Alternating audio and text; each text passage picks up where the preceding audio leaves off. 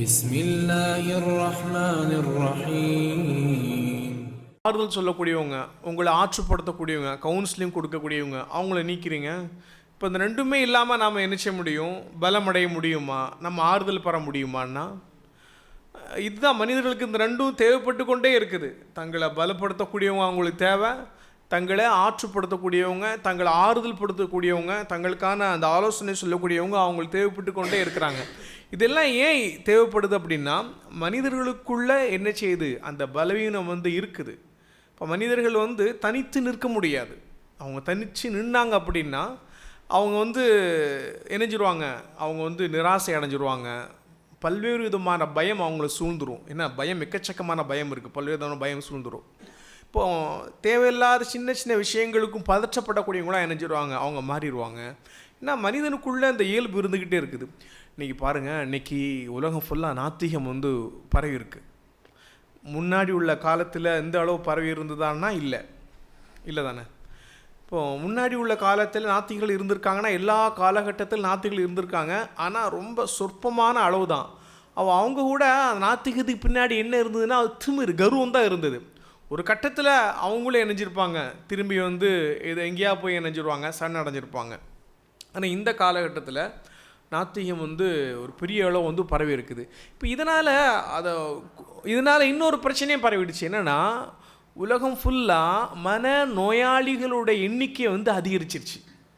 இந்த உலகம் ஃபுல்லாக மன நோயாளிகளுடைய எண்ணிக்கை அதிகரிப்பதற்கும், மனச்சிக்கல்கள் அதிகரிப்பதற்கும், வாழ்க்கையை பற்றி அந்த மூடு மந்திரங்களை அதிகரிப்பதற்கும் இந்த நாத்திகம் பரவுனது ஒரு முக்கியமான காரணம். இந்த நாத்திகம் ஒரு அரசியல் கொள்கையாக, அதுதான் அறிவியலாக பரப்பட்டது. இப்போ என்ன செய்கிறாங்க, நிறைய பேர் அதில் என்ன திரும்பி வர்றாங்க. எப்படி திரும்பி வர்றாங்க அப்படின்னா, இல்லை, எங்களுடைய தனிப்பட்ட வாழ்க்கைக்கு ஏதோ ஒன்று தேவை, நாங்கள் எதையோ ஒன்றா நம்புகிறோம், நாங்கள் எதுவும் இல்லாமல் இருந்தால் நாங்கள் இணைஞ்சிருவோம், நாங்கள் வீணாக போயிடுவோம், நாங்கள் எதையாவது நம்புகிறோன்னு நினச்சிடாங்க. இப்போ கொஞ்சம் கொஞ்சமாக நினச்சிடாங்க, திரும்பி வர்றாங்க. ஆனால் சரியான பாதையின் பக்கம் நினச்சல வரல. ஒரு வழிகேட்டிலேருந்து விடுபட்டு இன்னொரு வழிகேட்டின் பக்கம் என்ன செய்கிறாங்க, போகிறாங்க. இப்போ இது ஒரு பிரச்சனை. இப்போ என்ன, நவீன உளவியலாளர்கள்லாம் எந்த மாதிரி நிலைக்கு உள்ளாயிட்டாங்க? அதாவது உங்களுக்கு நம்பிக்கையே இல்லைனாலும் எதையாவது ஒன்றை நம்பிடுங்க, எதையாவது ஒன்று நம்பி அதன் அடிப்படையில் வாழ ஆரம்பிச்சிடுங்க. அப்போ தான் நீங்கள் வாழ முடியும். இல்லைனா நீங்கள் செத்துருவீங்க. இல்லைனா நீங்கள் இந்த மாதிரி மனச்சிக்கல்களில், இந்த மாதிரி மன நோய்களால் இணைஞ்சிருவேன், நீங்கள் செத்துருவீங்க. இப்படி என்ன, இந்த மாதிரியான ஆய்வுகள் அவங்களே இணைஞ்சிட்டாங்க, இந்த மாதிரியான விஷயங்களை பேச ஆரம்பிச்சிட்டாங்க. இப்போ அதனால் நினைச்சிட்றாங்க மக்கள், ஏதோ ஒன்றை நம்பி நான் நினைச்சிறேன் இந்த அடிப்படையில் வாழணும் அப்படிங்கிறதுக்காக. ஆனால் பாருங்கள், நேருளின் பக்கம் வரமாட்டேங்கிறாங்க. அப்போ கூட என்ன சொல்கிறாங்க, ஏதோ ஒன்றை நம்பிக்கிறேன். ஆனால் அப்போ கூட என்ன நினச்சிக்கிட்டு இருக்கேன் அப்படின்னா, என்னை காப்பாற்றுவதற்காக நான் ஏதோ ஒன்றை நம்புகிறேன், அப்படி தான் நினச்சிட்ருக்கேன். எனக்கு நீட்சே அப்படிங்கிற தற்காலத்தில் தோன்றிய ஒரு பெரிய ஒரு தத்துவவியலாளர். அந்த ஆள் தான் அதிமனிதன், உயர் மனிதன் பிறந்துட்டான், கடவுள் இறந்துட்டான் அப்படிங்கிற அந்த கொள்கையை முன் வச்சவர். அந்த ஆளும் அந்த யூத பின்னணியிலேருந்து வரக்கூடியவர் தான். அந்த ஆள் எப்படி செத்தான் அப்படின்னு பார்த்தீங்கன்னா, இதே மாதிரி மனநோயாளியாக மாறி கடைசியில் ஒரு குதிரையை கட்டி பிடிச்சிட்டே ரோட்டோரமாக செத்து கிடந்தான். கடைசி காலகட்டம் அவன் தீவிர மனநோயாளியாக இணைஞ்சிட்டா மாறிட்டான். அவன் சாவுக்கு அவனுடைய அந்த மனச்சிக்கல்கள் தான் காரணம். ஆனால் அவனுடைய அந்த ஜரதுஷ்டா இவ்வாறு கூறினா அந்த புத்தகம் இருக்கா இல்லையா, உலக அளவில் பல மொழிகளில் மொழிபெயர்க்கப்பட்டது. பல மொழிகளில் மொழிபெயர்க்கப்பட்டு பல பேச்சாளர்கள் அதை எடுத்து நினைச்சாங்க, மக்களுக்கு மத்தியில் பேசினாங்க. அதனால் வெளியிட்டு போனவங்க ஜாஸ்தி. சூப்பர்மேன் பிறந்துட்டான், நம்மளாம் சூப்பர்மேன், இனி கடவுளுடைய அவசியம் இல்லை அப்படின்னு. ஆனால் அவன் எப்படி செத்து போனான் அப்படின்னா, இந்த மாதிரியான ஒரு மோசமான ஒரு சாவு தான் அவனுக்கு கிடச்சிது. இப்போ யாரெல்லாம் இப்படி போகிறாங்களோ அவங்களும் நினைச்சாங்க அதே மாதிரியான ஒரு சாவத்தை நினைச்சாங்க, அடையிறாங்க. ஆனால் என்ன, ஷைத்தான் அதை கொண்டு நினைச்சான், பலரை நினைச்சான் வழிகெடுக்கிறான். அந்த ஆள் எந்த விஷயத்தை முன் வச்சானோ அதுக்கு பின்னாடி என்ன இருந்தது அப்படின்னா, ஷைத்தான்கிட்ட என்ன கர்வம் இருந்ததோ, என்ன திமிரு இருக்குதோ, அந்த எந்த கர்வத்தின் காரணமாக ஷைத்தானாக மாறினானோ, இப்போ எந்த கர்வத்தின் காரணமாக ஷைத்தான் விரட்டப்பட்டானோ, இப்போ அந்த கர்வம் தான் அந்த நாத்திகத்துக்கு பின்னாடி இருந்தது. ஏதாவது உண்மையில் அறிவியல் இருந்ததா? ஏதாவது நாங்கள் இணைஞ்சிட்டோம், ஆய்வு செஞ்சு நாங்கள் கண்டு அடைஞ்சிட்டோம், இதுதான் ஒன்றுமே இல்லை அப்படின்னு அவங்க இருந்தாங்கன்னா இல்லை. அவங்களுக்கு பின்னாடி இருந்தது என்ன இருந்தது? அவங்களுக்கு பின்னாடி இருந்தது அந்த பியூர் திமிரு தான், அந்த பியூர் என்னது கர்வம் தான். அந்த கர்வம் தான் அவங்கள பேச வச்சுது. இப்போ அந்த கர்வம் என்ன செஞ்சுது? அவங்களுடைய வாழ்க்கையை நாசம் பண்ணிடுச்சு. இப்போ இந்த உலக வாழ்க்கையில் நாத்திகம் பரவுனதுனால இந்த மனச்சிக்கல்கள் என்ன செஞ்சிருச்சு? பெரிய அளவில் பரவிடுச்சு. எல்லாற்றையும் ஸ்ட்ரெஸ் சாதாரண ஒன்றாக மாறிடுச்சு. மனநோய் இல்லாதவர்களே இல்லை அப்படின்னு சொல்லக்கூடிய அளவுக்கு எல்லாமே இருக்குது. இதுக்கு என்ன காரணம் அப்படின்னா, மனிதன் இயல்பாகவே பலவீனமானவன். அவன் எப்போ பலமடைய முடியும் அப்படின்னா, அந்த பேராற்றல் கொண்ட அந்த இறைவனோடு தொடர்பு கொள்ளும் பொழுது, அந்த தொடர்பு ரொம்ப ஸ்ட்ராங்காக இருக்கும்போது தான் அவன் பலமடைய முடியும். அது இல்லை அப்படின்னா அவர் எதை கொண்டும் பலமடைய முடியாது. அப்படின்லாம் என்ன ஆகும்?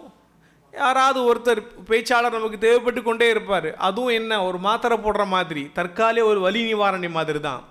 இப்போ அதுக்கடுத்து என்னச்சிரும், நம்ம ஆட்டோமேட்டிக்காக ஊக்கம் இழந்து மறுபடியும் சோர்ந்து போயிடுவோம், மறுபடியும் நிராசை அடைவோம். இப்போ இந்த மாதிரியான இவங்களோட எண்ணிக்கை அதிகமாகிட்டே போகும். இதில் ஒரு வேடிக்கை என்னென்னா, இவங்களும் திடீர்னு தற்கொலை பண்ணிக்கிடுவானுங்க. இவங்களும் என்ன திடீர்னு இறந்து போயிடுவானுங்க. ஆனால்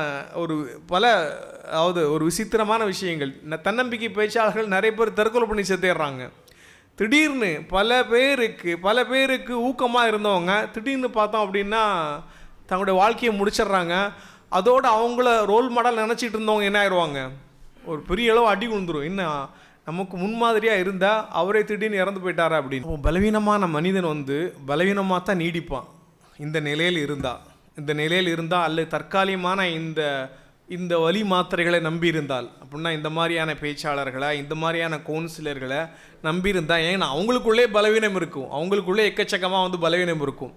இப்போ அப்படி இருந்தால் பலவீனமான மனிதன் அந்த பலவீனமான நிலைமையில தான் நீடிப்பான்.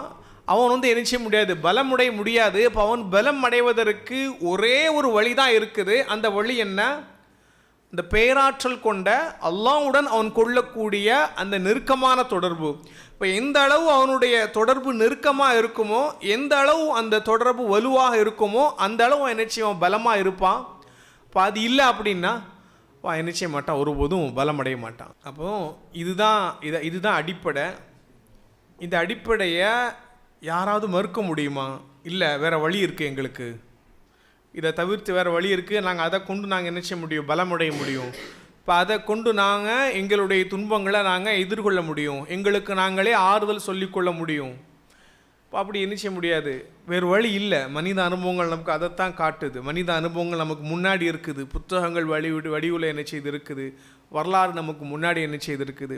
இது எல்லாமே என்ன சொல்லி காமிக்குது அப்படின்னா, இப்போ நவீன உளவியல் ஆய்வுகள் கூட இந்த உண்மையை ஒத்துக்கொள்ளக்கூடிய நிர்பந்தமான நிலைக்கு நினைச்சிட்டாங்க, உள்ளாயிட்டாங்க. அவங்க இந்த உண்மையை நினைச்சல ஒத்துக்கொள்ளலை. ஆனால் என்ன செய்றாங்க? நிர்பந்தமாக நீங்கள் எதையாவது ஒன்றை நம்பிருங்க அப்படின்னு நினைச்சிடறாங்க, சொல்கிறாங்க. இப்போ அதனால் பார்க்குறோம், இன்றைக்கி நிறைய பேர் புத்த மதத்துக்கு மாறுறாங்க. புத்த மதத்துக்கு ஏன் மாறுறாங்க? நிறைய பேர் புத்த மதத்துக்கு மாறுறாங்க இல்லையா? வெஸ்ட்டில் நாத்திகர்கள்லாம் புத்தர்களாக மாறுறாங்க இல்லையா? ஏன் புத்தர்களாக மாறுறாங்க? ஏதோ ஒன்று தேடி அங்கே. ஏன்னா அவங்களுக்கு ஒரு விஷயம் ரொம்ப வாய்ப்பாக இருக்குது. புத்த மதத்தில் கடவுளுக்கு முக்கியத்துவமே கிடையாது. இன்னும் சொல்ல போனால் கடவுளே கிடையாது அங்கே. ஆனால் மதம்னு ஒன்று இருக்குது, ஏதோ புரியாத நம்பிக்கைகள் இருக்குது, மூட்டமான நம்பிக்கைகள் இருக்குது. அப்போ நம்ம அதுக்குள்ளே போய் என்ன செய்யலாம்? நுழைஞ்சிக்கிடலாம் அப்படின்னு நினச்சிட்றாங்க. அங்கே போய் என்ன செய்கிறாங்க நாத்திகர்கள்? அங்கே போய் தங்களுக்கு புரியாத அந்த மூட்டமான விஷயங்களுக்குள்ளே நுழைஞ்சிட்டு தங்களை தாங்களே ஏமாற்றி கொள்கிறாங்க. ஆனால் இப்படி நானும் போவோம், சரியான பாதையின் பக்கம் வரமாட்டோம். இது எவ்வளோ விஷயம், எவ்வளோ மோசமான விஷயம். இந்த மாதிரி எங்களுக்கு புரியாத விஷயத்தின் பக்கம், எங்களுக்கு எந்த பிரயோஜனமும் தராத விஷயத்தின் பக்கம் நாங்கள் உள்ளே போய் நுழைஞ்சிக்கிடுவோம். ஆனால் சரியான பாதையின் பக்கம் நினச்ச மாட்டோம், வரமாட்டோம். இப்போ இது என்ன?